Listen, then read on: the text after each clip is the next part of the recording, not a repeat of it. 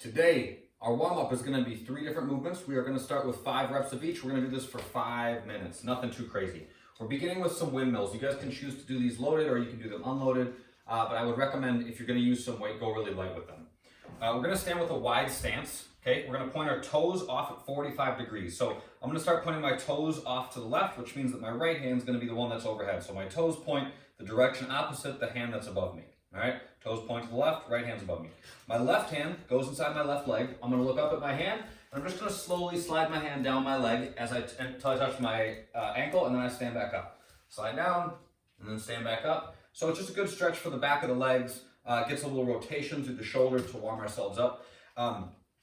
As you're doing these, make sure that you're keeping your front leg locked out, okay?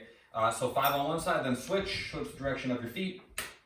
Switch up your hands, 5 on the other side, okay? Nice and slow and easy. After we get through with our windmills, we're doing 5-inch worm press up. So I'm gonna start at the back of my mat, fold forward, touch the ground, walk my hands out to a plank, do a push up, toes or knees is fine. Then walk my hands back to my feet, and then I come on up to stand.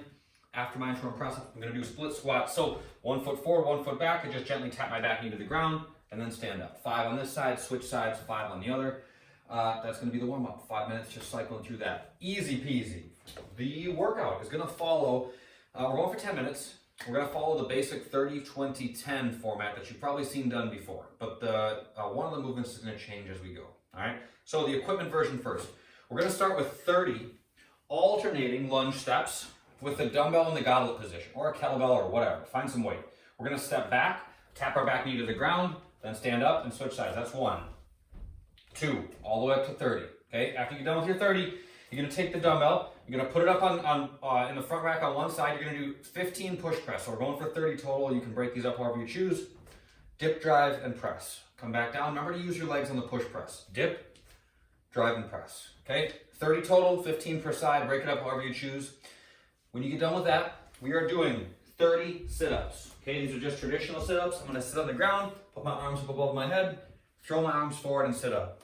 Okay? After my sit-ups, I go back to the dumbbell for the lunges. Now it's 20, 20, and 20. Okay, the only difference here is that now I'm not going to use my arms for the sit-ups. These are going to be no arm sit-ups. Put my arms across my chest, lay down, sit all the way up, lay down, all the way up. So I don't get to use my arms for momentum, but there's only 20. Last, I do sets of 10. 10 lunges, 10 push press, 10 sit-ups. But now the sit-ups are going to be done with some weight, okay? So put your dumbbell, if you can, or you can get creative with the weight again, on your chest. You're gonna lay down, sit all the way up. Try and keep the dumbbell attached to your chest as you go, okay? Only 10 of them, so they should be a little bit more challenging. Once you get through with your 10s, you go back to the 30s. We're going through this thing for 10 minutes. The format of the body weight version is gonna be very similar. That 30, 20, 10 format, we're just doing reverse lunges with no weight, okay? Pretty straightforward there. Tap your back knee, and then stand back up, tap your back knee, and then stand back up. Half burpees, okay? Pretty standard. And then we're doing sit-ups as well. First 30, the 30 will be with your arms, so you can throw your arms. The 20 will be no arm sit-ups, and then the 10 is gonna be with straight arm sit-ups. You're gonna lay down, you're gonna put your arms above you like so, and then come all the way up, push your arms alongside your ears. I just realized something, I messed up. For the lunge steps, when we're not using weight, we're gonna go with our arms locked out above us, okay? So just kind of a different challenge here. I'm gonna lock my arms above me. I'm gonna step back, tap, stand back up, and switch, okay? That's how we're gonna do the lunges today. That covers the format for the equipment and for the body weight versions. When we get done with the workout, it's just 10 minutes. You can step up the pace a little bit today. We got a little bit of accessory work, all right? So we're gonna work on some strengthening in the rotator cuff. If you don't have light weights, use something. The soup can will be just fine. Go light on these though. You're not going to want to go super heavy. We're going to work on some rotational work for strengthening the rotator cuff. So the way this is going to go, I got a can of some Thai coconut here, some soup. I'm going to lay on my side, strike a nice pose. I'm going to put my elbow against my hip, and I'm just going to slowly lift up and then come back down. Lift up and then come back down. Okay. You can lay on your side like this. Put your hand behind your head. Look really nice. Okay, slow and easy. These don't feel like anything when you start. They get a little fatiguing after a while. Don't rush. Okay, if you're just doing this, you're just gonna end up with your soup all shaken up. It's not gonna do you any good. Slow, pause at the top, and then come back down. 15 on one side, then 15 on the other. We're doing that 3 times through, all right?